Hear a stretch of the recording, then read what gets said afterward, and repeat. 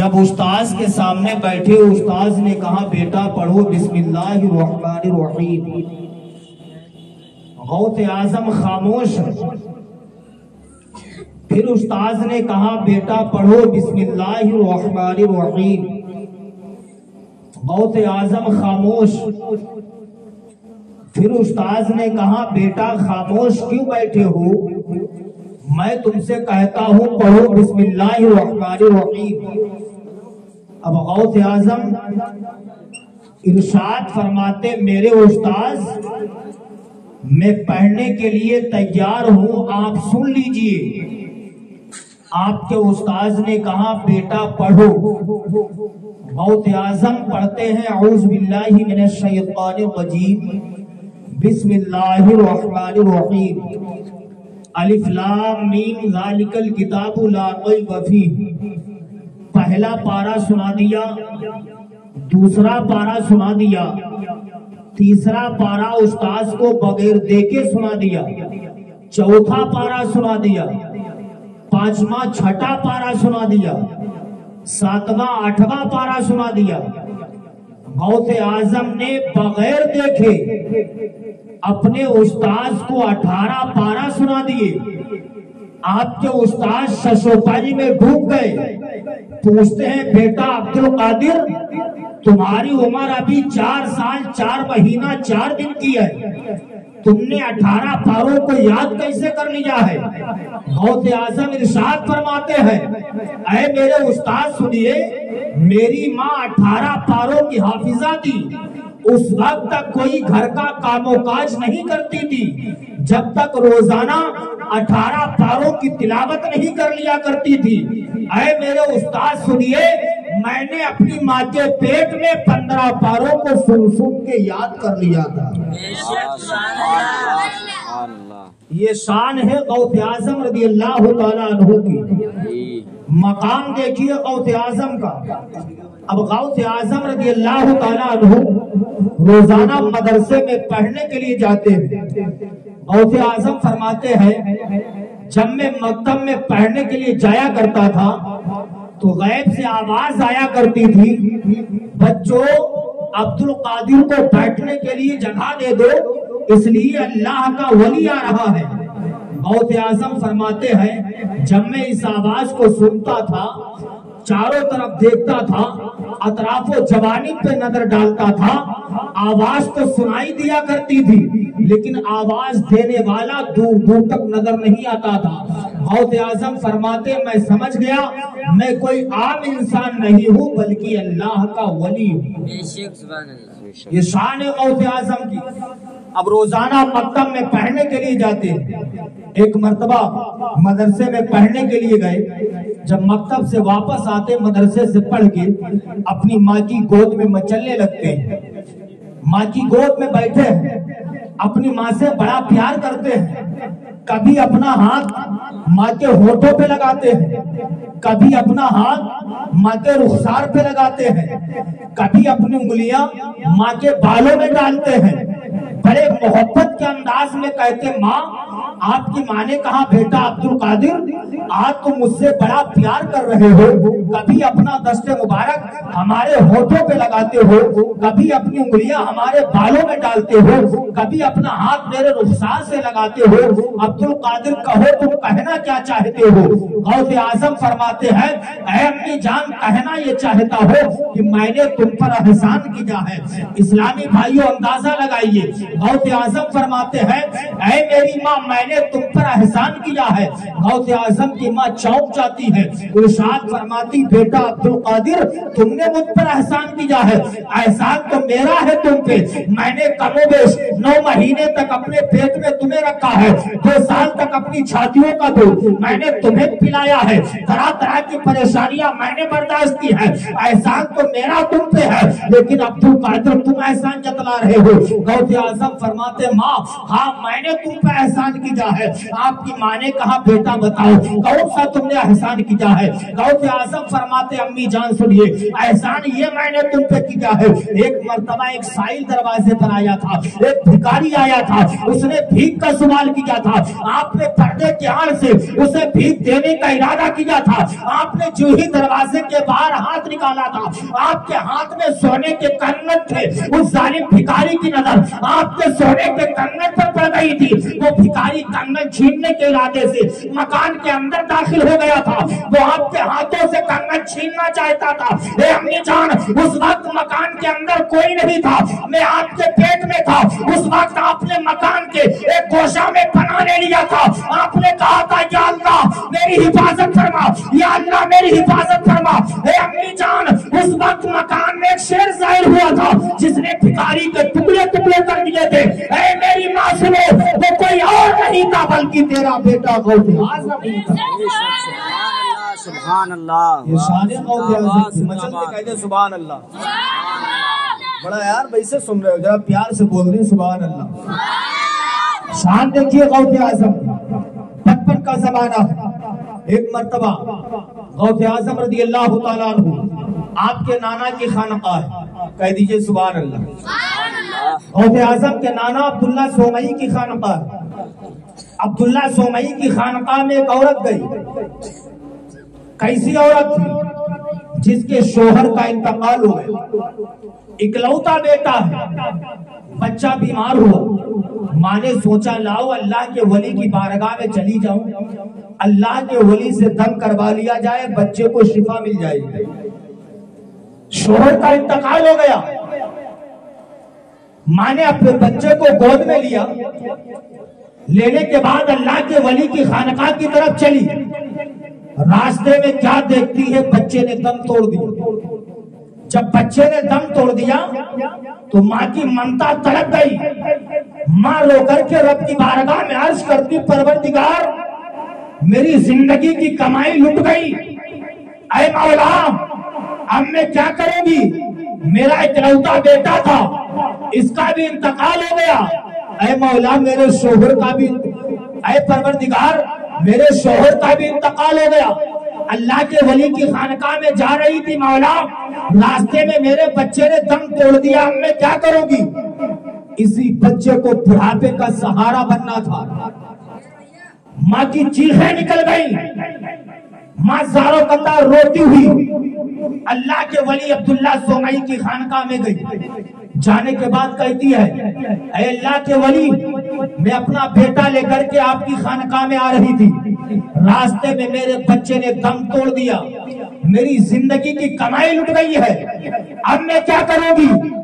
غوث اعظم کے نانا عبداللہ سومئی نے اپنی آنکھوں کو بند کیا، ارشاد فرماتے عورت جا تو اپنے گھر پہ چلی جا، تیرے مقدر میں کوئی اولاد نہیں۔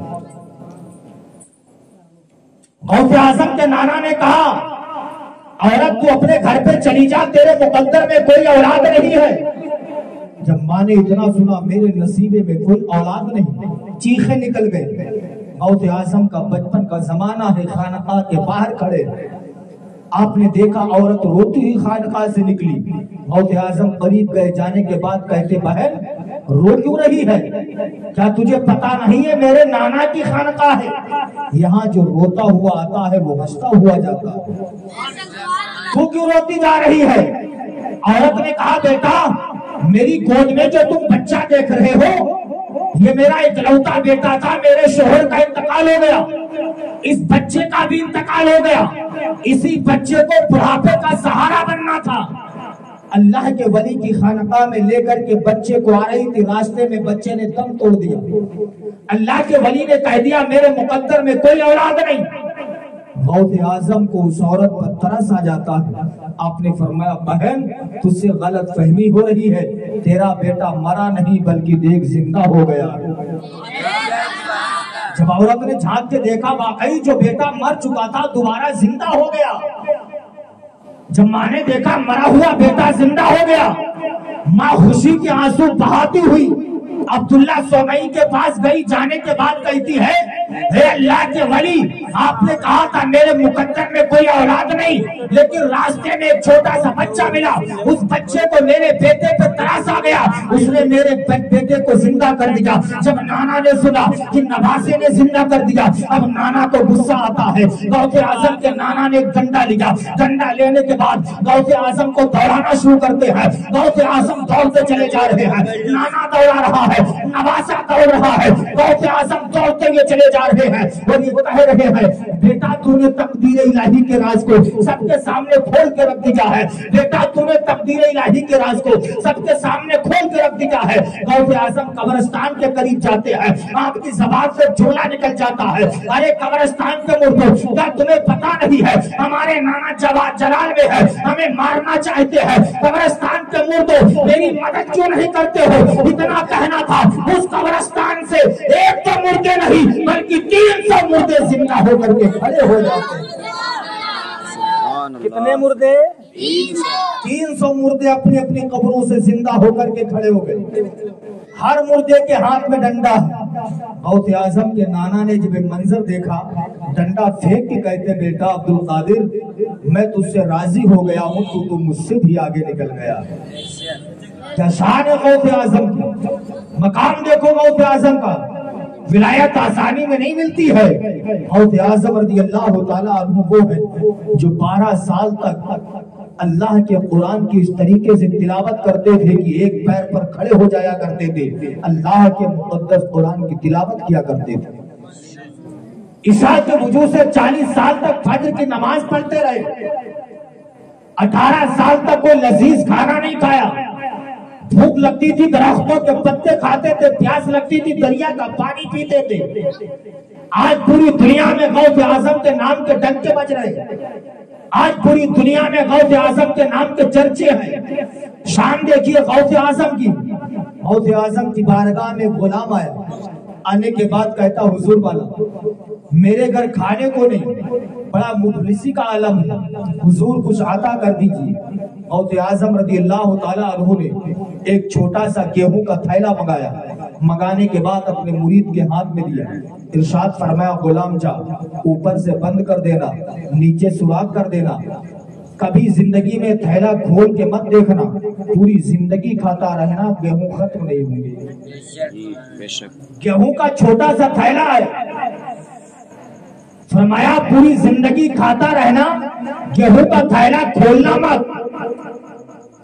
मुरीद के हाथ में गेहूं का थैला गया, गंदुम का थैला मुरीद लेके अपने घर पे गया, ऊपर से बंद किया, नीचे सुराख कर दिया, गेहूं निकाले, चक्की पे ले गया, पिसाया, आटा बनता, घर पे लाता, रोटियां बनती हैं, खुद खाता, अपने बच्चों को खिलाता है। इतनी बरकतें हो रही हैं, मेहमान आते उनको भी खिलाता है, मोहल्ले वालों की दावत करता उनको भी खिलाता है।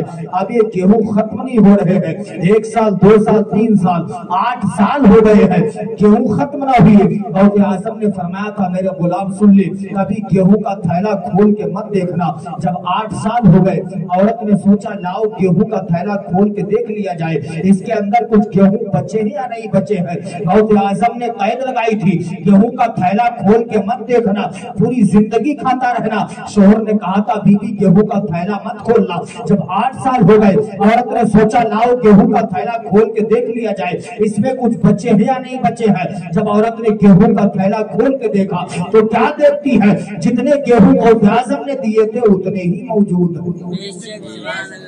कितने साल तक खाता रहा? 8 साल तक। खुद खाए, बच्चों को खिलाए, मेहमान आए उनको भी खिलाए, मोहल्ले वालों की दावत करे उनको भी खिलाए, लेकिन गेहूं खत्म नहीं हो रहे। औरत ने जब गेहूं का थैला खोल के देखा, 1 हफ्ते में वो गेहूं खत्म हो गए। शोहर ने कहा भी था कि गेहूं का थैला खोल के मत देखते, लेकिन आप जानते हैं औरतें पेट की हल्की भी होती हैं, जिस काम से हम मना करेंगे वो काम उन्हें जरूर करना है। शोहर ने मना किया था, फिर भी गेहूं का थैला खोल के देख लिया कि देखें बचे हैं इसमें नहीं बचे। जब खोल के देखा, क्या देखती, जितने गेहूं गौसे आजम ने दिए थे उतने मौजूद हैं। 1 हफ्ते में गेहूं खत्म हो गए। औरत ने अपने शोहर को बताया, शोहर ने पूछा ये बता तूने गेहूं का थैला खोल के तो नहीं देखा? कुछ जवाब ना दे, शोहर समझ गया इसने जरूर खोल के देख लिया। फिर शोहर ने कहा मेरी बीवी बता क्या तूने गेहूं का थैला खोल के देखा था? औरत दिल के अंदर ख्याल करती है अगर ना बताऊं तब भी आफत, बता रही हूँ तब भी आफत, अगर नहीं بتاؤں گی. جب غوث اعظم کی بارگاہ میں جائیں گے تو غوث اعظم ضرور انہیں بتا دیں گے. عورت نے کانپتی ہوئی آواز میں کہا میرے شوہر میں نے گیہوں کا تھیلا کھول کے دیکھ لیا تھا. اب وہ غوث اعظم کا غلام توڑتا ہوا جاتا ہے. جانے کے بعد غوث اعظم کی بارگاہ میں عریضہ پیش کرتا ہے, حضور والا جو آپ نے گیہوں کا تھیلا دیا تھا 8 سال 1 ہفتے میں گیہوں ختم ہو گئے ہیں. غوث اعظم نے آنکھوں کو بند کیا, ارشاد فرماتے ہیں اے میرے غلام یہ بتا کیا تیری بیوی نے, کیا تو نے گیہوں کا تھیلا کھول کے تو نہیں دیکھا؟ وہ کہتا حضور والا میں نے نہیں, میری بیوی نے گیہوں کا تھیلا کھول کے دیکھ لیا ہے. غوث اعظم فرماتے ہیں اے میرے غلام سن لے, اگر تیری بیوی گیہوں کا تھیلا کھول کے نہ دیکھتی تو تو بھی کھاتا, تیرے بچے بھی کھاتے, ان کے بچے کے بچے کھاتے, لیکن یہ گیہوں ختم نہیں ہو سکتے تھے. اسی لیے کہنے والے نے کہا ہے جب ان کے گدا بھر دیتے ہیں شاہان زمانہ کی جھولی محتاج کا جب عالم ہے مختار کا عالم کا. سبحان اللہ سبحان یہ شان ہے پیروں کے پیر کی, یہ مقام ہے پیران پیر روشن ضمیر کا. غوث اعظم سے سچی محبت کر کے تو دیکھو, غوث اعظم سے سچا پیار کر کے تو دیکھو, انشاءاللہ دنیا میں بھی شاد رہو گے, مرنے کے بعد قبر میں بھی آباد ہو جاؤ گے. شان دیکھیے پیروں کے پیر کی, مقام دیکھیے غوث اعظم رضی اللہ تعالیٰ عنہ کا. مادر زاد آپ کو ولی کہا جاتا ہے. کچھ ولی ایسے ہیں جو اللہ کی عبادت و ریاضت کرتے رہتے ہیں, عبادت کرتے رہتے ہیں, اللہ انہیں ولایت کے عہدے پر فائز فرما دیتا ہے. لیکن غوث اعظم ایسے ولی ہے جو پیدا بعد میں ہوئے ہیں لیکن ولی پہلے. آپ کو مادرزاد ولی کہا جاتا ہے. شان ہے غوث اعظم. عقیدت کرو پیروں کے پیر سے, محبت کرو پیرانے پیر روشن ضمیر سے. غوث اعظم رضی اللہ تعالیٰ عنہ سبحان اللہ ارشاد فرماتے ہیں میرا نام کوئی اس وقت تک نہیں لے سکتا ہے جب تک کہ میں نہ چاہوں.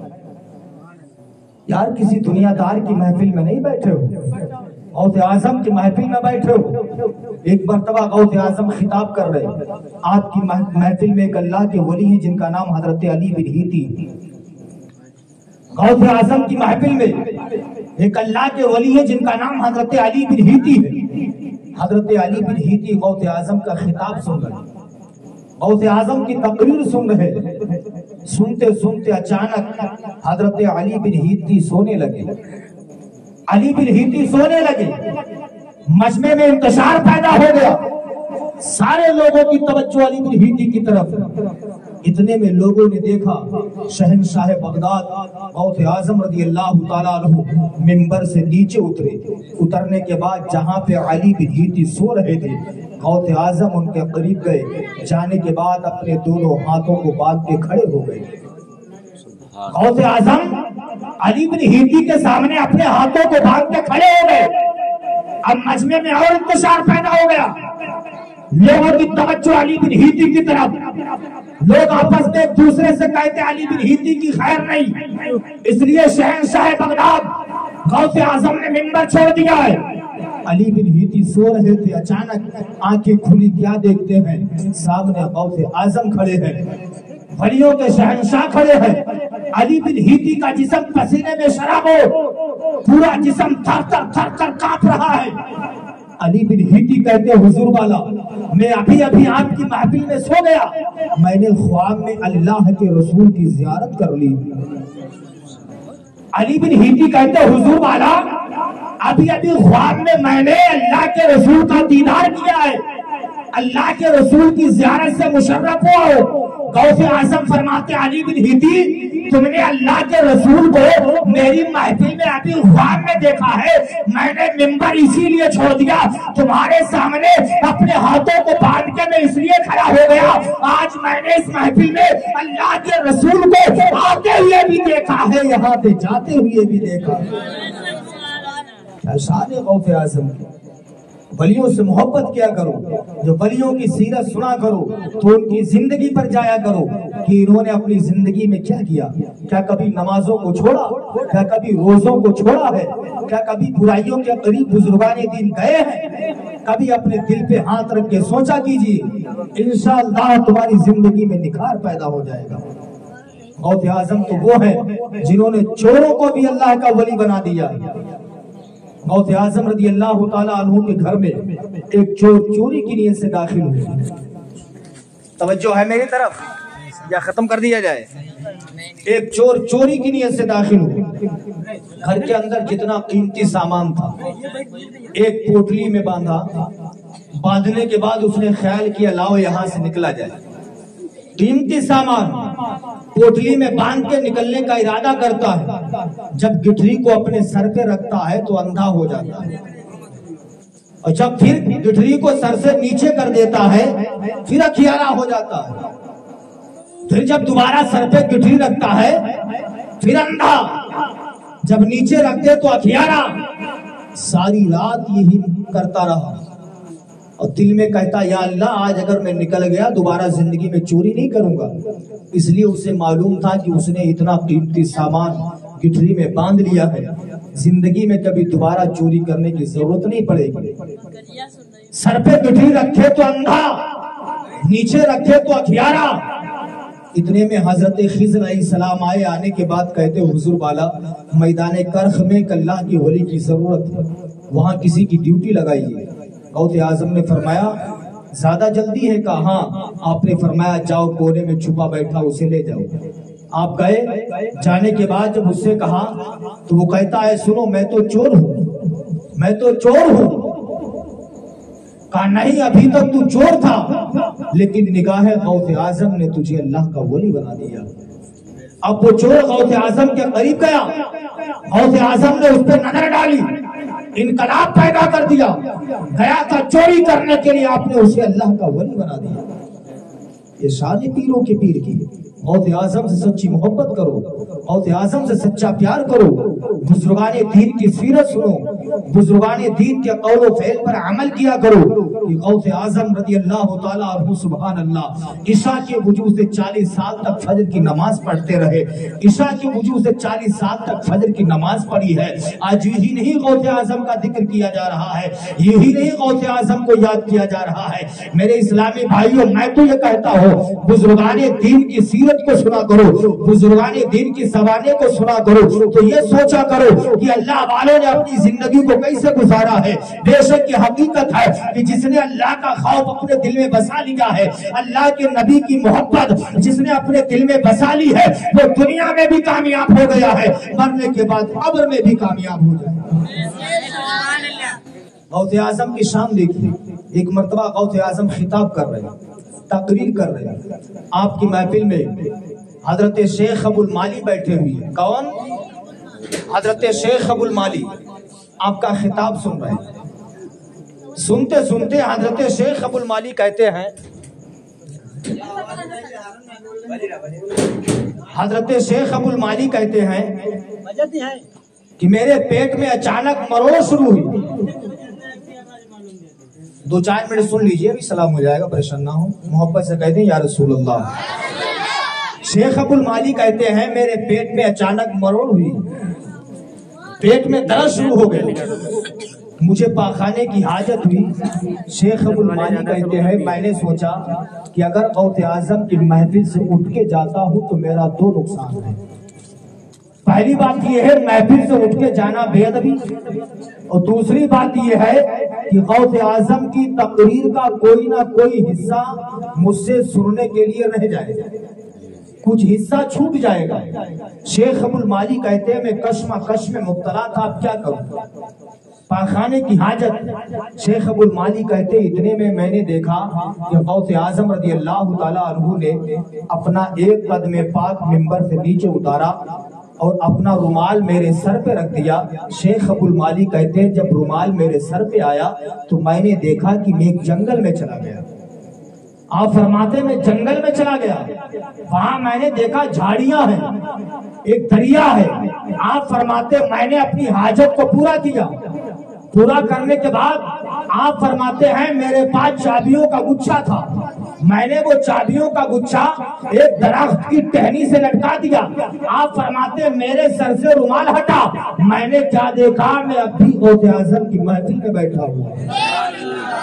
شیخ ابو المالی کہتے ہیں میرے پیٹ میں نہ درد نہ مروڑ نہ مجھے کسی چیز کی اب تکلیف محسوس ہو رہی ہے۔ شیخ ابو المالی کہتے ہیں اس کے بعد مجھے سفر کرنے کی ضرورت ہوئی. آپ فرماتے میں غوث اعظم کی بارگاہ میں پہنچا. میں نے کہا حضور والا مجھے سفر کرنا ہے. غوث اعظم نے اجازت کو دے دیا. شیخ ابو المالی کہتے ہیں میں سفر کرتا رہا, 1 دن 2 دن 3 دن 4 دن. آپ فرماتے متواتر 14 دن تک میں نے سفر کیا. جب متواتر 14 دن تک سفر کرتا رہا تو میں نے دیکھا کہ اچانک وہی جنگل آ گیا جس جنگل میں غوث اعظم نے اپنا رومال رکھ کے مجھے پہنچا دیا تھا. شیخ ابو المالی کہتے ہیں مجھے اچانک دھیان آ گیا کہ میں نے اپنی چابیوں کا گچھا درخت کی ٹہنی سے لگا دیا تھا. شیخ ابو المالی کہتے ہیں میں اسی درخت کے قریب گیا تو میں نے اپنے چابی کا گچھا اٹھایا, اپنی جیب میں رکھ لیا. اسلامی بھائیوں یہ غوث اعظم کا رومال ہے کہ اگر شیخ ابو المالی کے سر پہ رکھ دیتے ہیں انہیں 14 دن کے سفر تک کے لیے پہنچا دیتے ہیں. جب غوث اعظم کے رومال کی شان کا یہ عالم ہے تو سراپا غوث اعظم کا کمال کا عالم کیا ہو. یہ غوث اعظم 18 پارے سن کے اپنی ماں کے شکم میں یاد کر لیے تھے. جب ماں نیک ہوتی ہے تو ان کی اولادیں بھی نیک ہوا کرتی ہیں. جب مائیں نیک ہوتی ہیں تو بچے نیک پیدا ہوتے ہیں. جب باپ نیک ہوتے ہیں ان کے بیٹے بھی نمازی ہوتے ہیں. جب ماں نمازی ہوتی ہے تو ان کی بیٹیاں بھی نمازی ہوتی ہیں. جب گھر میں بچے نیک ہوتے ہیں تو نسلوں تک دین رہتا ہے.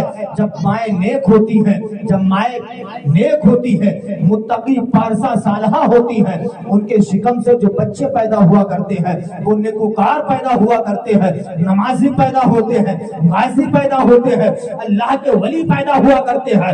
اس لیے میں بارہا کہتا ہوں جب ماں نیک ہوتی ہے ان کی اولاد بھی نیک ہوتی ہے. جب باپ نماز پڑھتا ہے ان کا بیٹا بھی نماز پڑھتا ہے. جب ماں نیک ہوتی ہے بیٹا نیکوں کا امام ہوتا ہے. جب ماں نیک ہوتی ہے بیٹا حافظ قرآن ہوتا ہے. ماں نیک ہوتی ہے بیٹا عالم دین ہوتا ہے. ماں نیک ہوتی ہے بیٹا مفتی ہوتا ہے. ماں نیک ہوتی ہے بیٹا محدث ہوتا ہے.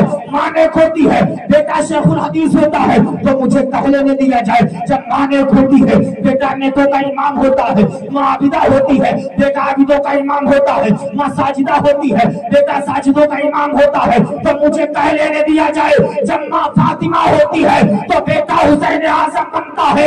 جب ماں ام الخیر ہوتی ہے تو بیٹا غوث اعظم بنتا ہے. تو اسلام کی مقدس شہزادیوں ایک دن ہمیں ہی مرنا ہے, تمہیں بھی مرنا ہے.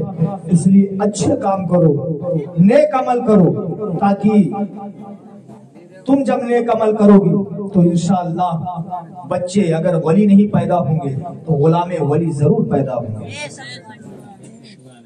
غوث اعظم مادر ذات ولی ہے. سبحان اللہ.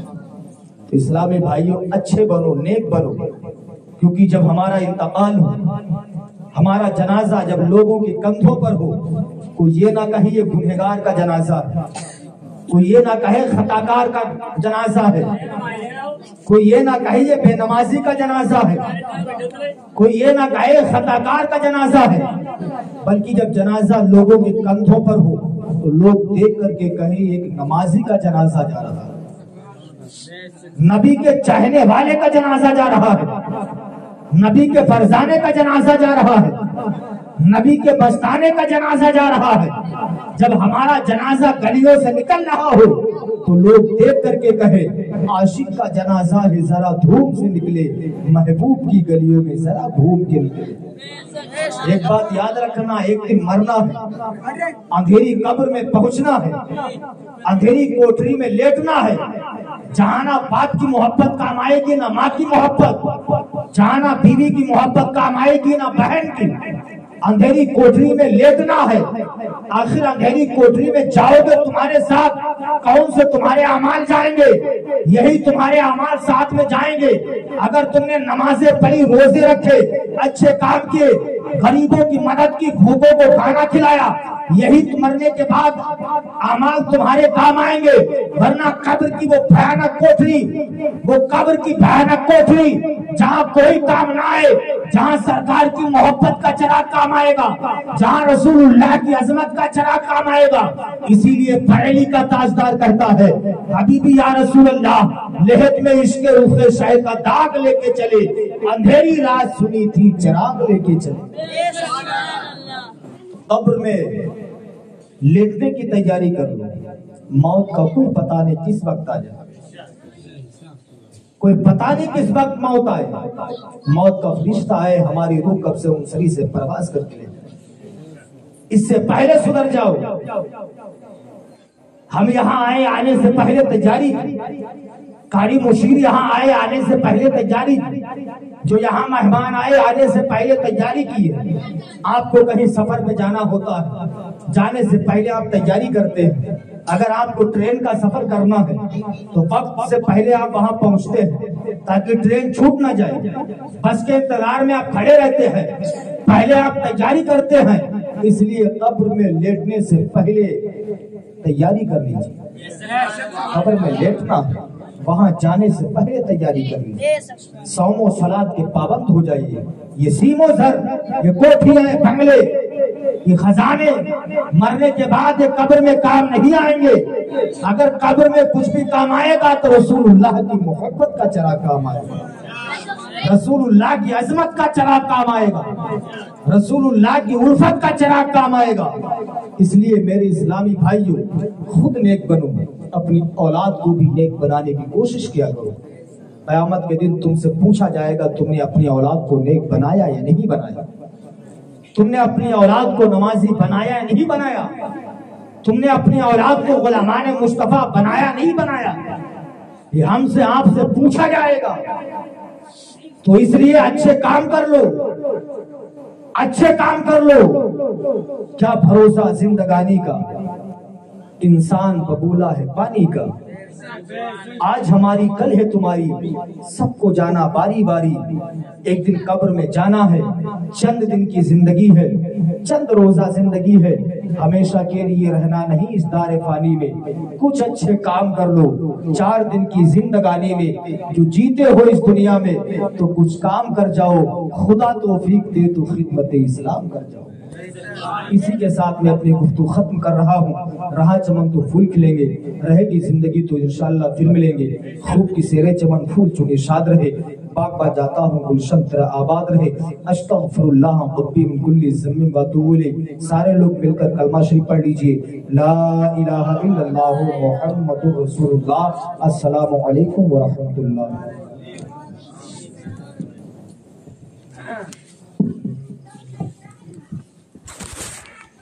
Gracias.